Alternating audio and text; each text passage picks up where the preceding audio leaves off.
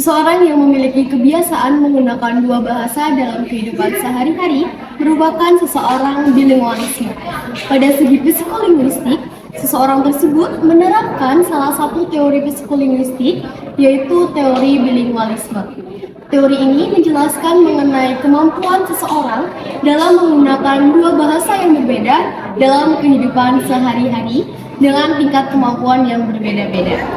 Nah, fenomena bilingualisme kerap terjadi di lingkungan sekitar kita. Salah satunya terjadi pada anak bernama Rina. Rina merupakan seorang remaja yang sedang duduk di bangku SMA.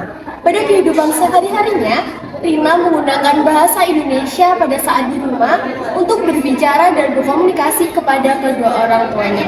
Akan tetapi, pada saat di sekolah, ia menggunakan bahasa Inggris untuk berkomunikasi dengan teman-temannya dan juga guru-guru yang ada di sekolahnya. Rina merasa nyaman menggunakan dua bahasa yang berbeda tersebut. Akan tetapi, orang tua Rina yang sangat menyayangi Rina, salah satunya ibunya, sangat khawatir terhadap kemampuan berbicara bahasa Indonesia Rina ke depannya, karena bahasa Inggris akan mempengaruhi kemampuan Rina dalam menggunakan bahasa Indonesia. Bagaimana kisah Rina selanjutnya? Untuk mengurangi rasa penasaran kita, yuk kita simak kisah hidup seorang anak bilingualisme.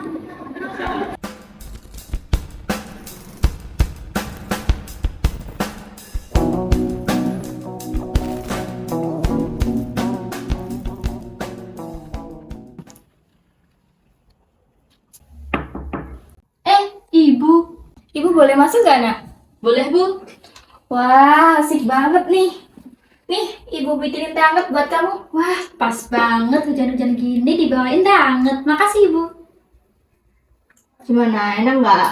Enak dong, buatan Ibu pasti enak. Kamu lagi belajar apa nih? Belajar bahasa Inggris, Bu. Tapi Nak, Ibu khawatir jika kamu terlalu banyak belajar bahasa Inggris. Nantinya bahasa Indonesia kamu akan menurun. Tapi, Bu, Ibu tahu sendiri kan, Rina suka sekali belajar bahasa Inggris.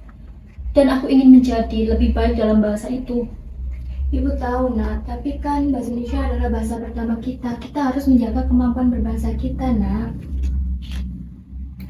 Kamu pertimbangkan lagi ya, Nak. Ya, Bu.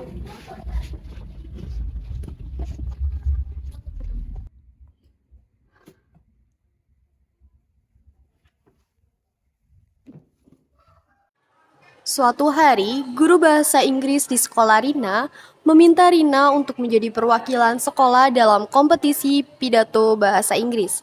Rina sangat bersemangat, tetapi ibunya merasa khawatir bahwa hal tersebut akan semakin memperburuk kemampuan berbahasa Rina dalam menggunakan bahasa Indonesia. Rina, can I have a conversation with you? Yes, miss. Come here then.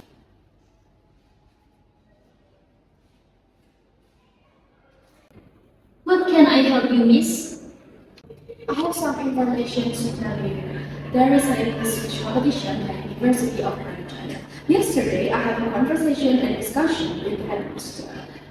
We decided to choose you to represent our school at the competition. We choose you because from your report, I can see that your English is very, very good. So, we choose you to represent our school at the English speech competitions. What do you think about that, Rina?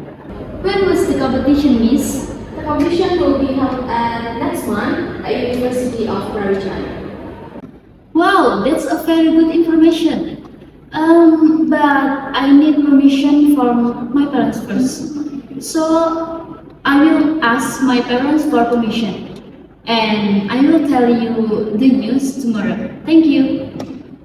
Oh, I'm very happy to hear that. Oh, let me know if you want me to ask your parents' permissions, or if you agree to join the competitions, you can come to my office and we can practice together. Thank you, Rina. You can continue your activity. My pleasure, miss. Have a good day. Rina harus menghadapi dilema antara mengembangkan kemampuan berbahasa Inggrisnya atau mempertahankan kemampuan dalam menggunakan bahasa Indonesia. Dalam prosesnya, Rina belajar tentang pentingnya menjaga keseimbangan antara dua bahasa dan dua budaya yang berbeda.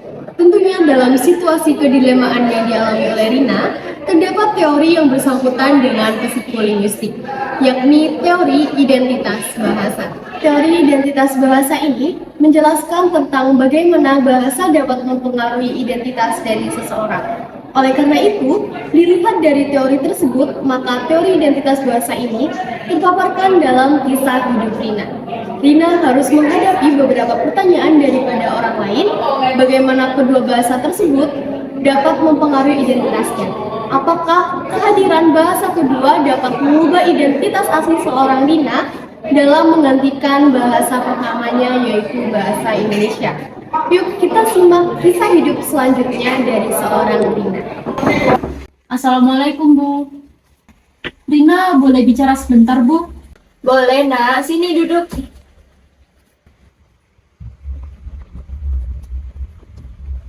Jadi begini, Bu.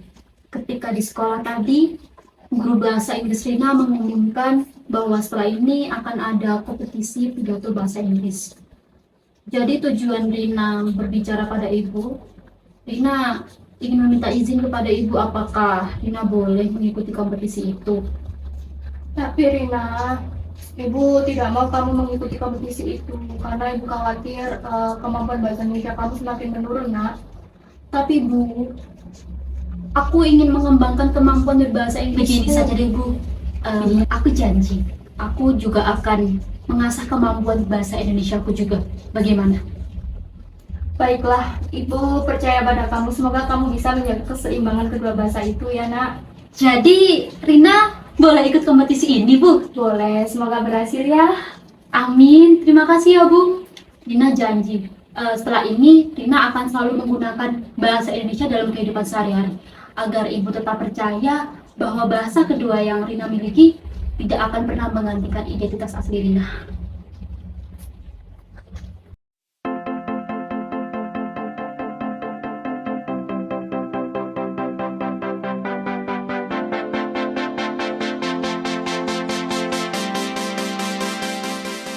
Language is our identity.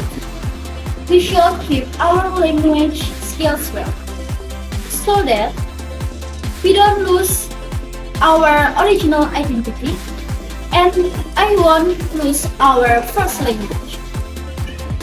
Thank you for your attention. I'm Stephanie Wahyu from Bina Bangsa High School.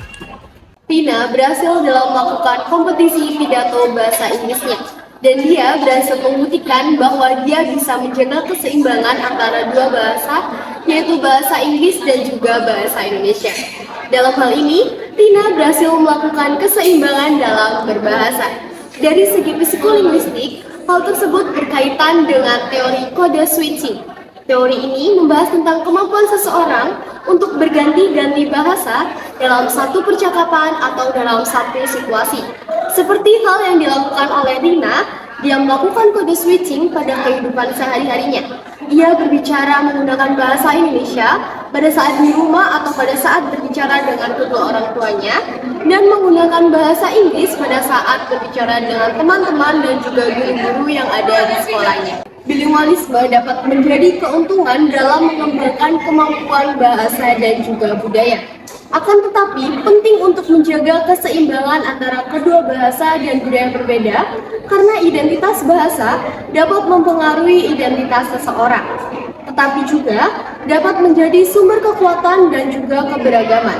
Rina telah membuktikan bahwa bilingualisme dapat menjadi kekuatan dan keberagaman dalam kehidupan seseorang. Dengan menjaga keseimbangan antara kedua bahasa dan juga kedua budaya yang berbeda, kita dapat mengembangkan kemampuan bahasa dan juga budaya untuk menjadi lebih baik lagi. Baik sobat cerita, itulah tadi kisah seorang anak bilingualisme yang menggunakan dua bahasa dalam kehidupan sehari-harinya. Sudah kepo kan apa kisah selanjutnya? Yuk ikutin cerita-cerita kami pada episode selanjutnya. Jangan lupa untuk share, like, komen, dan subscribe di bawah ini.